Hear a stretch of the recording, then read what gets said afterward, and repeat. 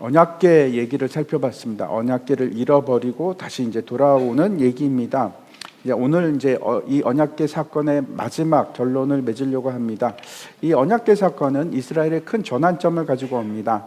엘리 사사 시대가 끝나고 이제 사무엘이 이어받게 되는데, 사무엘을 통해서 다윗을 왕으로 하는 다윗 왕국을 준비하는 일이 이제 시작이 됩니다. 지난주에 이제 블레셋에서 이제 그 죽은 것 같은 언약궤가 다시 살아나서 그래서 많은 하나님의 재앙을 불러일으킨 내용을 살펴봤습니다.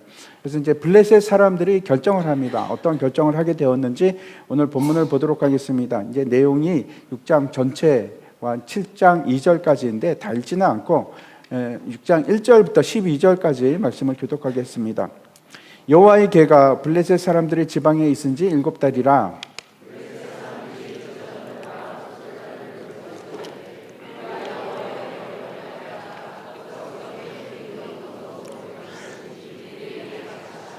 그들이 이르되 이스라엘 신의 궤를 보내려거든 거저 보내지 말고 그에게 속건제를 드려야 할지니라.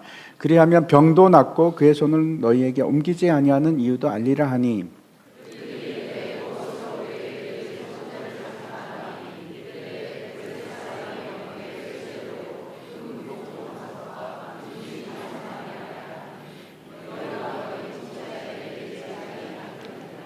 그러므로 너희는 너희의 독한 종기의 형상과 땅을 해롭게 하는 쥐의 형상을 만들어 이스라엘 신께 영광을 돌리라. 그가 혹 그의 손을 너희와 너희 신들과 너희 땅에서 가볍게 하실까 하노라.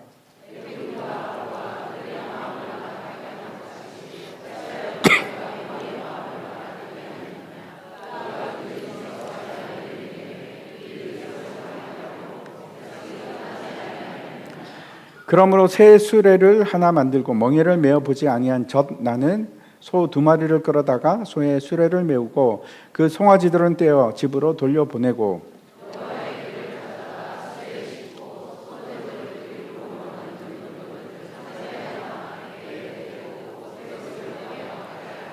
보고 있다가 만일 그 궤가 그 본 지역 길로 올라가서 베세메스로 가면 이 큰 재앙은 그가 우리에게 내린 것이요 그렇지 아니하면 우리를 친 것이 그의 손이 아니요 우연히 당한 것인 줄 알리라 하니라.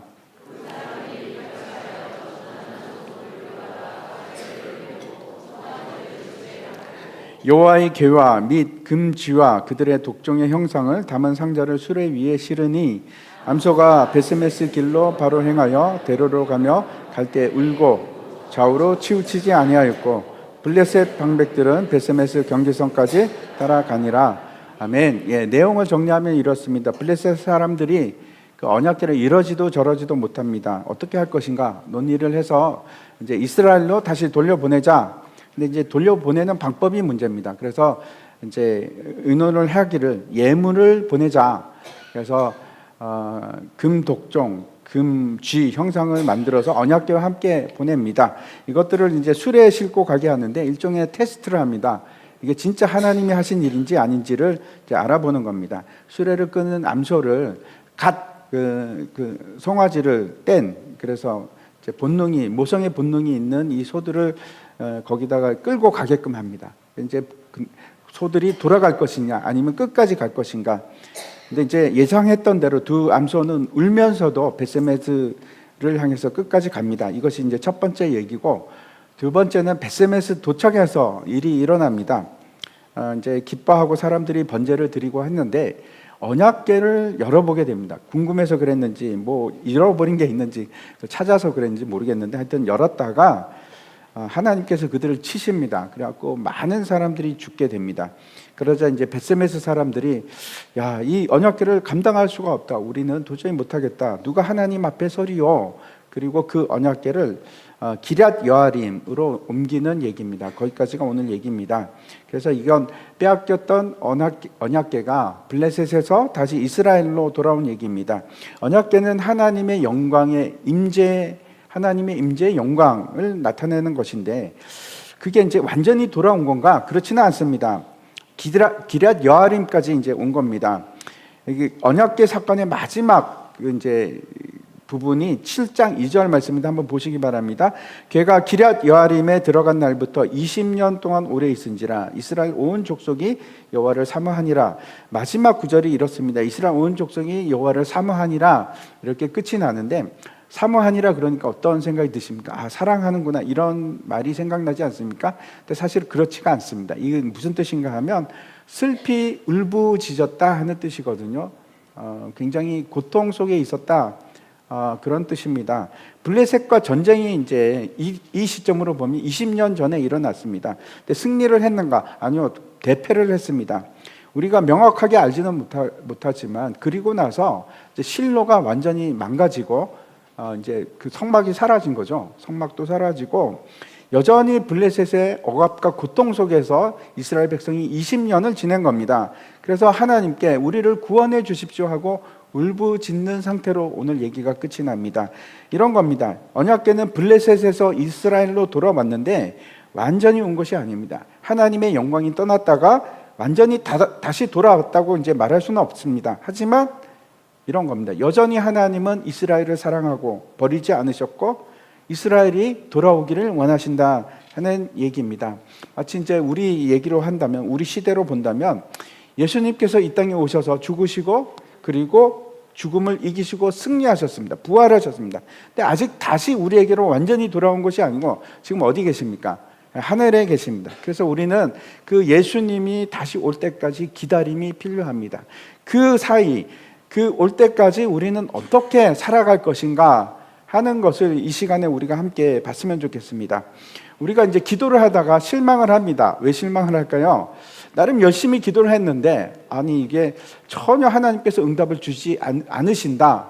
그럴 수도 있고, 내가 또 원하는 것이 있는데 전혀 실망스러운 결과가 일어났다. 이럴 수도 있지 않습니까? 그러면 여러분 어떻게 생각하시겠습니까? 이런 생각을 할 수 있습니다. 첫 번째, 하나님 계신가? 내가 그렇게 열심히 기도했는데 아니 진짜 죽은 거 아니야? 이거 안 계신 거 아니야? 라는 의심이 들 수 있겠죠. 그 다음에 두 번째는 또 이런 생각을 할 수 있습니다. 그럼 그렇지, 나 그럴 줄 알았어. 하나님께서는 내 기도 같은 거 안 들으셔. 듣지도 않으셔. 그 타인처럼 하나님과의 관계가 마치 타인처럼 그 불확실성 가운데 있다고 생각하는 겁니다. 그러니까 첫 번째는 존재에 대한 의심입니다. 하나님이 계신가? 두 번째는 관계에 대한 의심입니다. 진짜 하나님이 나의 아버지가 맞는가? 이렇게 생각하는 게 이제 정상적인 추론 아니겠습니까? 문제가 있습니다. 어떤 문제인가 하면 둘 다 성경에서는 그렇게 전혀 다르게 얘기합니다. 하나님은 살아계시고 지금도 역사하고 계십니다. 그리고 또 성경은 뭐라고 얘기하십니까? 하나님은 우리를 지극히 사랑하시는 아버지입니다. 관계가 아들과 아버지의 관계입니다. 자녀와의 관계인데 분명하게 그렇게 규정 짓고 있습니다. 그럼 도대체 뭐가 문제입니까? 그렇다면 하나님은 살아계시고 그 살아계신 하나님이 진짜 내 아버지라면 내 기도를 들어주셔야 되는데 왜 안 들으시는 건가? 우리가 진짜 성경 말씀을 믿고 우리가 진짜 하나님을 믿는다면 여기서 멈춰서서, 이 순간에 멈춰서서 생각을 하기 시작해야 됩니다. 하나님은 지금 일하고 계신가? 어떻게 일하고 계신가? 아니 도대체 뭘 하고 계세요? 아니 하나님 이렇게 하시면 아니죠. 이거는 아닌 것 같습니다. 라고 계속해서 우길 것인가? 그렇지 않으면 다시 돌아가서 하나님을 신뢰하는 길을 택할 것인가? 우리에게 믿음이 있다면 이 언약궤가 그 얘기하고 같습니다. 언약궤가 전쟁터에 그 언약궤를 가지고 가면 우리가 이길 거야 라고 생각을 했는데 오산이었죠.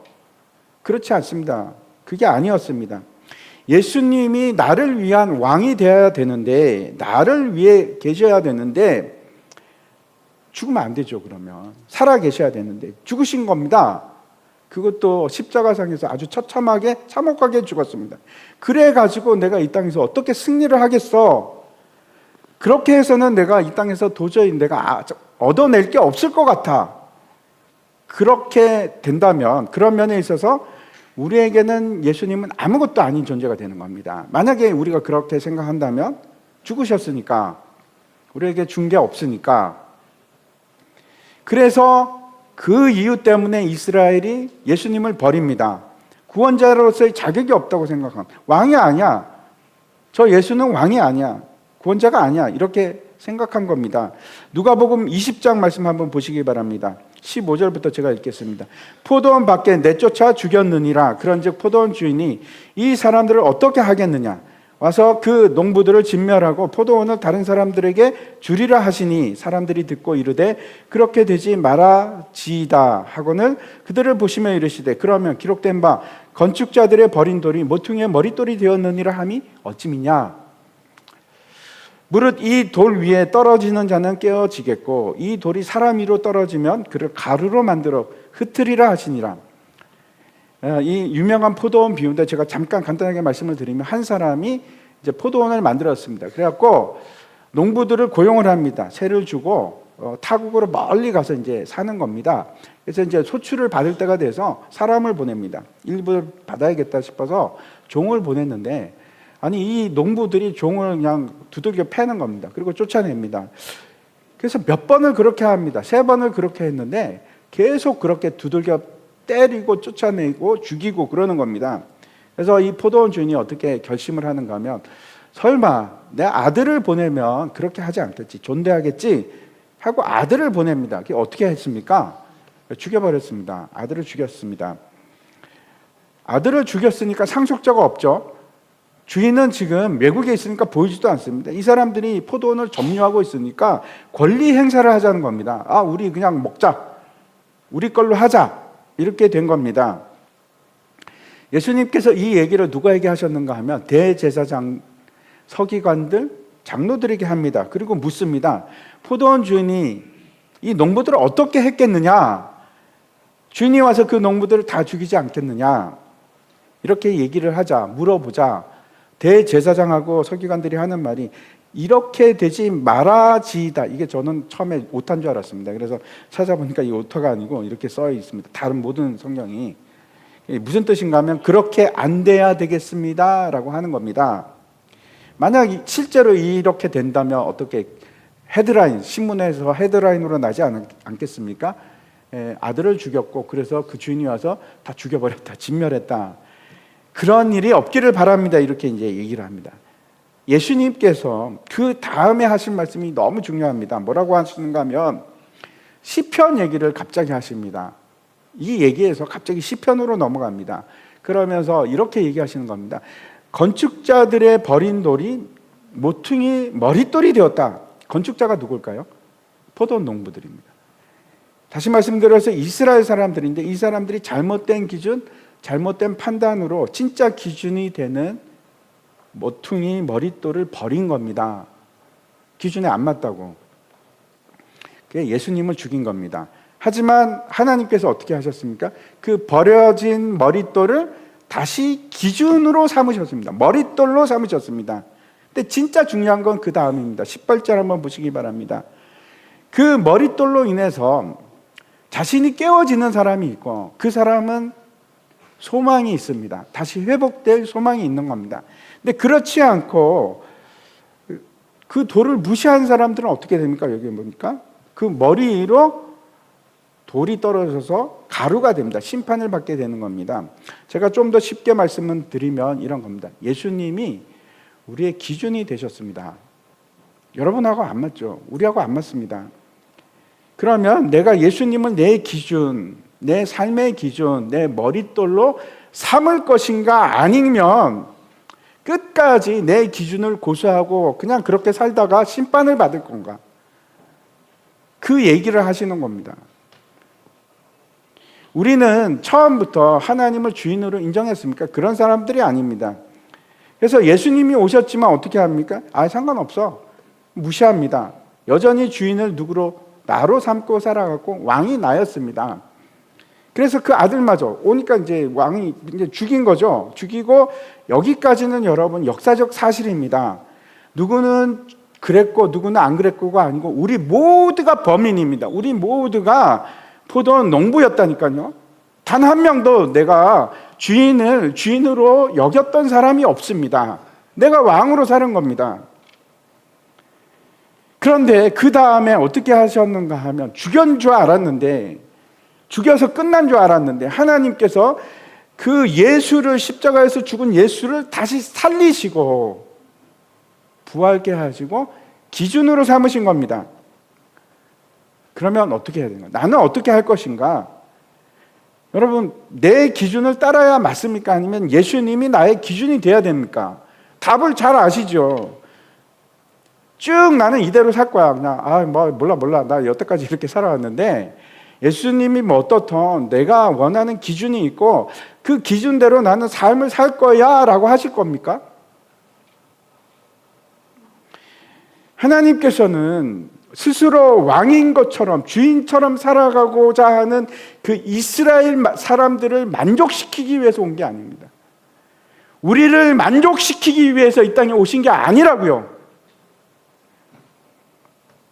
하나님께서는 이스라엘을 경악하게 만드셨습니다. 그리고 그 일로 하나님이 누구인지, 그 영광이 어떤 것인지를 보여주신 겁니다. 그게 언약궤 사건입니다. 언약궤를 잃어버리도록 그냥 두셨고, 완전히 망가지도록, 이스라엘이 망가지도록 하셨고, 하지만 다시 살아나셔서 영광을 보여주시기를 원하시는 겁니다. 다시 돌아오시고 이스라엘이 회개하고 돌아와서 다시 하나님을 기준으로, 예수 그리스도를 기준으로 삼기를 원하시는 겁니다. 똑같습니다. 우리에게 공이 넘어왔습니다. 그래서 나는 어떻게 할 것인가? 깨어질 것인가? 예수 그리스도 위해서 내가 깨어지고 박살이 날 것인가? 아니면 예수님이 나를 박살을 내실 건가? 답이 뭔지 아시리라고 생각합니다. 문제는 이겁니다. 10년, 20년 평생을 예수를 믿어도 이 기준을 안 바꿉니다. 많은 사람들이 안 바꿉니다. 그냥 끝까지 내 기준으로 살려고 그러는 겁니다. 예수님이 다시 부활하시면서 우리의 새로운 기준이 되셨고 머릿돌이 되셨습니다. 무시하고 그냥 사시겠습니까? 그래도 내 기준이 있는데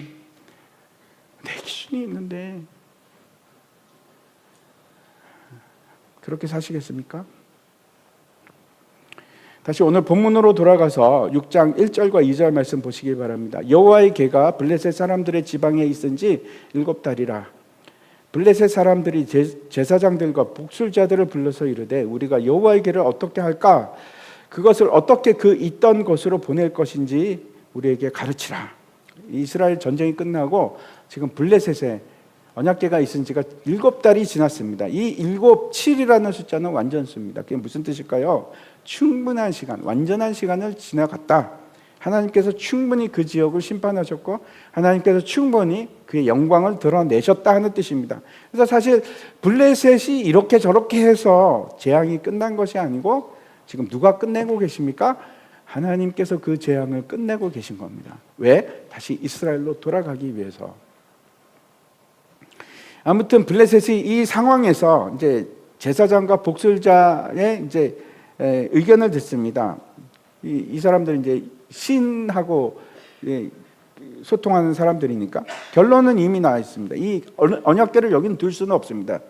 근데 계속 있으면은 재앙이 계속 있으니까 그래서 이스라엘로 돌려보내자 하는 결론인데 이제 문제는 이겁니다. 어떻게 돌려보낼 것인가? 물어보니까 이 사람들이 이제 그 얘기를 합니다. 이스라엘 신을 달래야 된다. 속건제를 드려야 된다는 겁니다. 이 속건제라는 것이 배상이라는 뜻입니다. 그 말 자체가 배상입니다. 언약궤를 보내면 그냥 보내지 말고 우리가 빼앗아 가지고 훔쳐 갖고 왔는데 잘못했으니까 하나님께 잘못을 했으니까 배상을 해야 돼. 죄를 범하면 하나님께 속건제를 드리는 겁니다. 근데 이제 그 방법을 어떻게 하는가 하면 독종, 금으로 만든 독종 5개, 금쥐 5개를 배상하자 하는 겁니다. 이게 결론입니다. 왜 5인가? 블레셋이 이제 연합국가인데 연합체인데 5나라 국가가 모여서 이제 큰 블레셋이라는 나라를 만들었기 때문에 그렇습니다. 두 번째는 왜 독종인가? 금 독종이고 왜 금쥐인가? 이걸 이제 심패세틱 매직이라고 합니다. 이게 무슨 얘기인가 하면 한 장 넘겨주십시오. 거기 보면은 사물과 같은 모방품을 만들어서 그게 이제 영적으로 이거 아시죠? 부두교, 사교 이런 데서 주로 많이 하는데 인형을 만들어 가지고 막 송곳 같은 거로 막 찌르면 저기 막 그 진짜 사람이 그 얘기입니다. 영적으로 이 모방품하고 실체하고 연결이 되어 있다 이렇게 생각하는 거죠. 그 옆에 이제 그림은 어떤 건가 하면 동굴에 있는 벽화입니다. 저거 왜 저기다가 이제 올렸는가 하면 저것도 마찬가지입니다. 사람들이 사냥을 잘 하기를 원하는 겁니다. 그래서 그 염원을 저렇게 그리는 겁니다. 그럼 저게 모방품이지만 저 모방품이 실제하고 연결이 돼서 내가 원하는 대로 그 일이 사냥할 때 일어나기를 바라는 마음인 겁니다. 복수를 하는 겁니다. 마술을 하는 거죠. 그래서 지금 왜 금독종하고 금지를 만들었는가? 독종이 생겼지 않습니까? 그 이유는 패스트, 쥐 때문인데 그것들을 모방품을 만들어서 보내버리는 겁니다. 블레셋 밖으로. 어디로? 이스라엘로. 그렇게 보내자는 겁니다.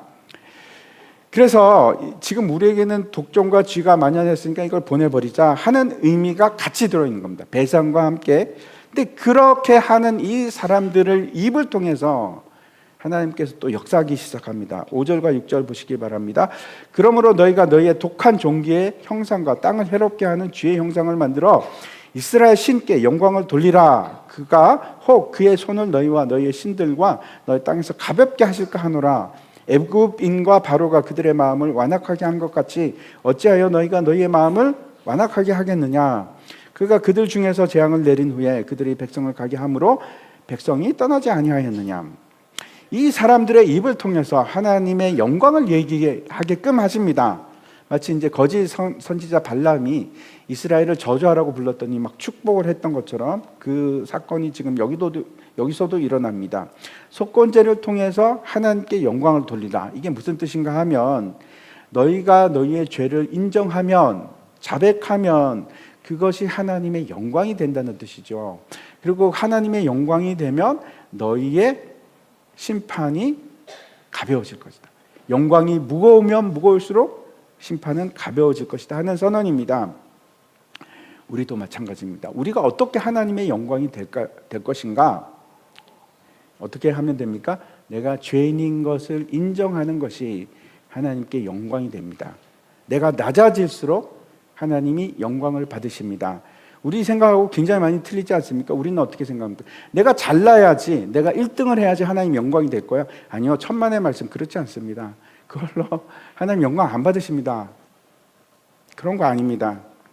내가 높은 위치를 가고 내가 돈을 많이 벌어서 그러면 사람들이 하나님이 영광, 아니요, 자기 영광입니다. 착각하지 마십시오. 그게 하나님께 영광이 되는 것이 아닙니다. 하나님은 어떻게 영광을 받으시는가? 내가 죄인됨을 고백해서 어린 양의 피가 존귀케 될 때, 어린 양의 피가 높임을 받을 때, 그때 하나님께서 영광을 받으시는 겁니다. 내가 잘나서 하나님 영광 받는 거 아닙니다. 내가 죄인임을 고백할 때 하나님이 영광을 받으십니다. 고린도전서 1장 말씀 한번 보시기 바랍니다. 유대인은 표적을 구하고 헬라인은 지혜를 찾으나 우리는 십자가에 못 박힌 그리스도를 전하니 유대인에게는 거리끼는 것이요 이방인에게는 미련한 것이로되 오직 부르심을 받은 자들에게는 유다인이나 헬라인이나 그리스도는 하나님의 능력이요 하나님의 지혜니라. 세상 사람들이 생각하는 거하고 전혀 다르죠. 하나님의 기준과 우리의 기준이 다른 겁니다. 유대인은 표적을 찾는다는 것이 무슨 뜻인가 하면 유대인들은 마치 언약궤 사건하고 똑같습니다. 기적이 일어나서 우리가 승리하게 되면 그것이 진짜 지혜라고 생각하는 겁니다. 그게 영광이라고 생각하는 겁니다. 헬라인도 마찬가지입니다. 지혜를 찾는데 이게 무슨 얘기인가 하면 어떤 지혜를 얘기하는 겁니다. 승리하는 방법을 얘기하는 겁니다. 지혜는 승리하는 방법, 합리적이죠. 굉장히 헬라인들은 합리적입니다. 돈을 가지고 있으면 승리하겠지. 권력을 가지고 있으면 힘이 강하면 승리하겠지. 그게 승리의 방법이라고 생각합니다. 그게 지혜라고 생각하는 겁니다. 근데 우리는 어떻게 생각하는 사람들인가? 그걸 영광이라고 생각하지 않고 기적으로 우리가 무언가가 된다고 생각하지 않고 지혜로, 능력으로 우리가 영광이 된다고 생각하지 않는 사람들입니다. 우리는 영광을 뭘로 생각합니까? 십자가예요. 십자가의 지혜. 다르죠. 기준이 다릅니다. 세상 사람들은 그건 미련하고 거리끼는 십자가인데 우리는 그 십자가가 우리의 능력이라고 생각하고 그게 우리의 영광이라고 생각하는 사람들입니다. 기준이 다릅니다. 다시 돌아가서 블레셋 사람들과 이 복수자들이 출애굽 사건을 얘기를 합니다. 깜짝 놀라죠. 왜 이 사람들이 출애굽 얘기를 하나? 이 사람들이 블레셋 사람들인데 이 사건이 어떤 사건인지 우리에게 힌트를 주는 겁니다. 놀랍죠? 이것이 애굽으로부터, 다시 말씀드리면 세상으로부터, 죄로부터, 사망으로부터 나오는 출애굽하는 사건이다 하는 힌트를 주는 겁니다. 언약궤 사건은 그래서 출애굽입니다. 포로된 곳에서 나오는 출애굽입니다. 그래서 이제 7장에 가면 어떤 일이 일어나는 건 미스바 회개 운동이 시작이 됩니다. 언약궤가 돌아오는 이 사건은 그래서 회복과 회개의 시작입니다. 회복의 시작입니다. 그리고 이 사람들이 언약궤를 돌려보내는 방법을 이제 제시를 합니다. 어떻게 이제 돌려보낼 것인가? 송아지를 낳은 암소 2마리를 구해옵니다. 모성의 본능이 있으니까 송아지한테 돌아가야 되는 그 암소 2마리를 데리고 와서 멍에도 메어보지 않은 소인데, 그래서 이건 멍에를 씌워놓으면 불편해서 똑바로 갈 수가 없습니다. 습관이 안 돼서. 근데 그럼에도 불구하고 이 소들이 똑바로 베세메스로 간다면 이건 틀림없이 하나님께서 하신 일이야. 이렇게 이제 생각을 하는 겁니다. 결정을 하는 겁니다. 11절과 12절 보시기 바랍니다. 여호와의 궤와 및 금쥐와 그들의 독종의 형상을 담은 상자를 수레 위에 실으니 암소가 베세메스 길로 바로 행하여 대로로 가며 갈 때 울고 좌우로 치우치지 아니하였고 블레셋 방백들은 베세메스 경계선까지 따라가니라. 복음서에도 비슷한 얘기가 나옵니다. 그게 혹시 어떤 얘기인지 아십니까? 예수님께서 예루살렘 입성을 하실 때 나귀를 타고 가십니다. 근데 그 나귀가 어떤 건가 하면 젖되지 않은 어린 나귀입니다. 반대가 됐죠. 젖되지 않은 암소, 울면서 가는데 예수님은 젖되지 않은 나귀, 어린 나귀, 힘들고 너무 힘든, 울면서 그 나귀가 순종하면서 갑니다. 이 순종이라는 것이 어떤 건가 하면 자신의 뜻을 따라 행하는 것이 아니고 내 뜻은 완전히 딱 접어버리고 하나님의 뜻을 완전한 순종으로 하나님의 명하신 대로 행하는 것. 울면서도 순종이라고 합니다.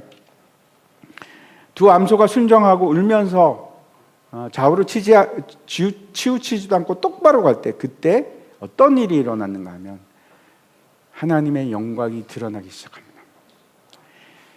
블레셋 모든 사람들이 와, 하나님이 하셨구나 인정하고 고백합니다. 순종이 그렇게 만들었습니다. 영광을 드러냅니다. 그렇게 해서 언약궤는 다시 이스라엘로 돌아오게 되는데, 그 언약궤를 이제 실은 암소들은 이제 베세메스 사람 어디에 이제 도착을 하는가 하면 베세메스에 있는 여호수아라는 사람의 밭에 도착을 합니다. 이제 돌이 있는데 그래서 그 위에 올려두게 됩니다. 근데 그 지명이 베세메스인데 이게 무슨 의미인가 하면 태양의 집이라는 뜻이거든요. 근데 빛의 집, 빛나는 집. 그러니까 블레셋과 대조를 이루지 않습니까? 그리고 이 베세메스는 하나님께서 레인에게 주신 성읍들이 있는데 그 중에 하나입니다. 그래서 이 베세메스는 누가 삽니까? 제사장들하고 레인들이 사는 곳입니다. 거기에 도착을 한 겁니다. 그 수레가 도착한 집이 어딘가? 여호수아라는 사람의 집에 도착을 했는데 이 사람 누군지 잘 모릅니다.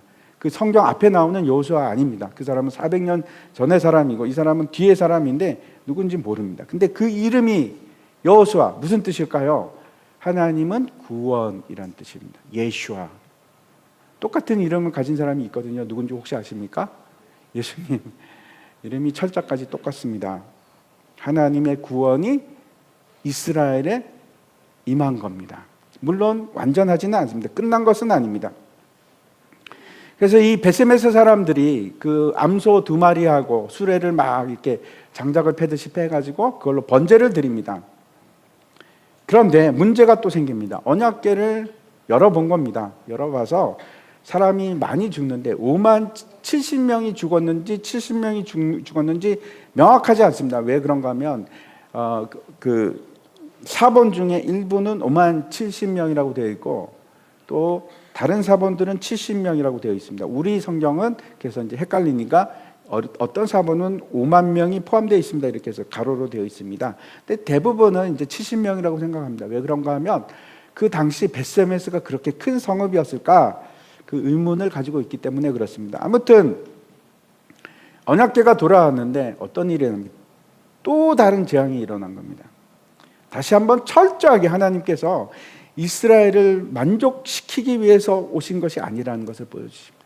하나님의 기준입니다. 우리의 기준하고 다릅니다. 하나님의 기준을 보여주십니다. 번제를 드릴 때 암소를 드리면 안 됩니다. 번제는 수소를 드려야 되는데 이스라엘이 이걸 어깁니다. 언약궤도 마찬가지입니다. 보지 않아야 되는데 만지지도 않아야 되는데 이 사람들이 본다고 열었죠. 만졌죠. 그리고 또 봅니다. 하나님의 기준을 또 어긴 겁니다. 그래서 이 베세메스 사람들이 결국 20절에 이렇게 얘기를 합니다. 베세메스 사람들이 이를 때 이 거룩하신 하나님 여호와 앞에 누가 능히 서리요 그를 우리에게서 누구에게로 올라가시게 할까 하고 베세메스 사람들이 깨달은 것이 뭡니까? 우리는 거룩하지 않답니다. 우리는 거룩하지 않다. 하나님은 거룩하시고 정확하게 그 언약궤가 열렸을 때 무슨 일이 일어났는지 모릅니다. 그 레이더스 인디아나 존스 보면 막 거기 안에 영들이 막 그 사람들이 막 죽고 그러는데 그런지 아닌지는 모르겠고 우리가 분명히 알 수 있는 것은 있는데 영광이 빛나기 시작한 겁니다. 감당할 수 없는 하나님의 영광이 드러난 겁니다. 언약궤를 열 때 우리는 어떤 존재인가 하면 감히 하나님의 영광 앞에 설 수 없는 사람들입니다. 그냥 죽을 겁니다. 아마 저도 그 앞에 있었으면 즉사했을 겁니다. 거룩하신 하나님 여호와 앞에 누가 능히 서리요 하는 말은 우리에게 하나님의 영광이 어떻게 드러나는지를 보여줍니다. 완전히 주님 앞에 무릎을 꿇고 경배할 때 하나님의 영광이 드러나는 겁니다. 내가 낮아질수록 하나님은 높아지십니다. 그리고 영광이 드러납니다. 결국 언약궤는 이제 기랏 여아림으로 옮겨지게 되는데 이제 7장 1절과 2절 말씀 보시기 바랍니다. 기랏 여아림 사람들이 와서 여호와의 궤를 옮겨 산에 사는 아비나답의 집에 들여놓고 그의 아들 엘리야사를 거룩하게 구별하여 여호와의 궤를 지키게 하였더니 걔가 기랏 여아림에 들어간 날부터 20년 동안 오래 있은지라 이스라엘 온 족속이 여호와를 사모하니라. 이제 말씀을 마치려고 합니다. 제가 앞에서 이제 기도 얘기를 했었는데 우리가 보통 원하는 것이 이런 겁니다. 내가 좀 더 이뻤으면, 맞죠? 내가 좀 더 많이 가졌으면, 내가 좀 더 실력이 좋았으면, 내가 좀 더 행복했으면, 그런 것들입니다. 내가 좀 더 평안했으면. 그리고 그런 것들을 위해서 기도합니다. 한번 생각해 보십시오. 그게 여러분의 기준일까요? 하나님의 기준일까요? 우리가 원하는 것들은 그런 거죠. 끊임없이 그걸 요구합니다. 하나님, 그 일을 위해서 내 편이 되어 주십시오. 그게 하나님이 원하시는 걸까요? 하나님의 목적이십니까? 에베소서 1장에 보면 무려 3번에 걸쳐서 우리의 목적이 무엇인지 말씀하고 계십니다. 1장 6절 한번 보여주십시오. 우리 같이 한번 읽겠습니다. 시작. 이는 그가 사랑하시는 자 안에서 우리에게 거저 주시는 바 은혜의 영광 찬송하리. 아멘. 하나님의 목적은 그런 게 아닙니다. 내가 평안하고 내가 이쁘고 내가 잘났고 내가 존귀케 되고 그런 거 아닙니다. 하나님께서 우리에게 원하시는 것은 우리가 하나님을 찬양하는 것, 은혜의 영광을 찬송하는 것. 너무 다르죠. 우리의 기준하고 하나님의 기준은 이렇게 다릅니다. 다시 그 모퉁이 돌 얘기를 드리겠습니다. 어떻게 하시겠습니까? 끝까지 여러분의 기준을 고집하고 살아가시겠습니까? 아니면 이 기준으로 바꾸시겠습니까? 예수 믿는 거는 기준을 바꾸는 겁니다. 내 삶의 기준을 바꾸는 거라고. 그럼 예수 안 믿는 겁니다. 안 바꾸는 거는 끝까지 나는 내 길을 가겠습니다.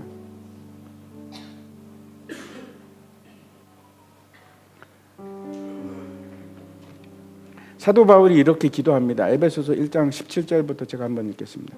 우리 주 예수 그리스도의 하나님 영광의 아버지께서 지혜와 계시의 영을 너희에게 주사 하나님을 알게 하시고 너희 마음의 눈을 밝히사 그의 부르심의 소망이 무엇이며 성도 안에서 그 기업의 영광의 풍성함이 무엇이며 그의 힘의 위력으로 역사하심을 따라 믿는 우리에게 베푸신 능력의 지극히 크심이 어떠한 것을 너희가 알게 하시기를 구하노라. 사도 바울이 우리가 알기를 원하는 걸 4개를 기도하고 있는데 첫 번째는 뭐냐면 너희가 하나님을 좀 알았으면 좋겠다. 그게 우리 삶의 목적입니다. 하나님을 아는 것. 두 번째는 소망입니다. 우리를 부르신 하나님의 목적, 하나님의 소망을 좀 알았으면 좋겠다. 너의 사명을 알아. 그리고 그 부르심은 그 소망이 어디에 있는가? 세 번째 목적에 있습니다. 교회입니다. 하나님의 기업, 우리입니다. 우리의 구원입니다. 그리스도의 몸된 교회, 그게 하나님의 소망이자 하나님의 기업이고 목적입니다. 그리고 마지막 4번째, 믿는 우리에게 베푸신 능력. 우리를 구원하시기 위해서 베푸신 그 모든 어마어마한 큰 능력, 죽은 자를 살리신 능력, 그걸 알기를 원한답니다. 이게 하나님의 목적입니다. 우리가 모퉁이 돌이 되신 예수 그리스도 위에 떨어져 깨어지지 않으면, 다시 말씀드립니다.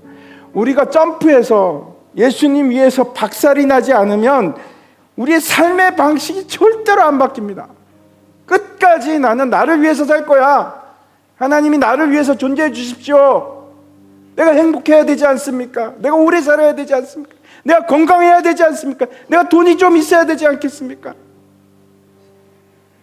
그 일 때문에 살아간다고요. 그게 언약궤 사건입니다. 그게 언약궤 사건이라고. 그 하나님께서 지금 다 깨시는 겁니다. 그게 아니라고. 너의 목적은 그게 아니라고. 돌아오라고.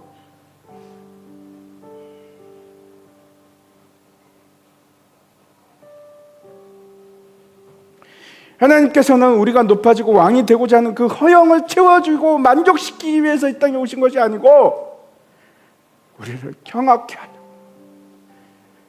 놀라 자빠지게 하려고, 얼마나 처참한 죄인인지 깨닫게 하려고. 네가 그런 놈이야, 그거 알게 하시려고 우리를 죽게 만드는 데 있습니다. 예수 그리스도와 함께 십자가에 못 박히게 하려고.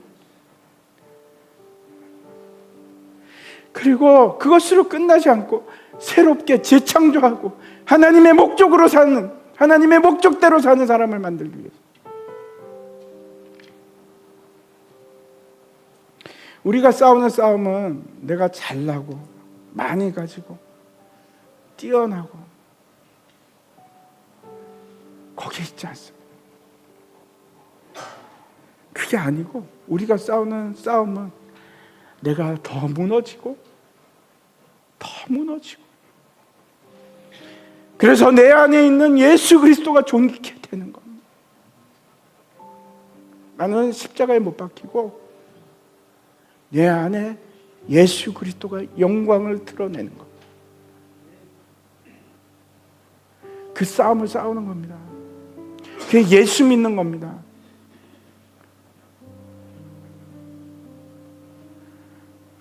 제가 여러분에게 정말 권면드립니다. 그렇게 살지 않으면 우리는 다 죽습니다. 멸망당합니다.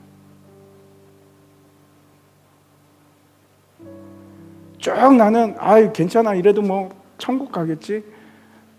성경은 전혀 그렇게 얘기하지 않습니다.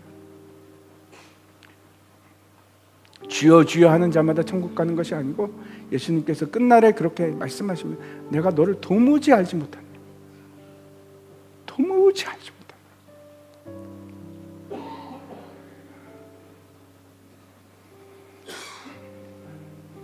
그래서 우리의 싸움은 하나님의 뜻을 이루는 데 있어요.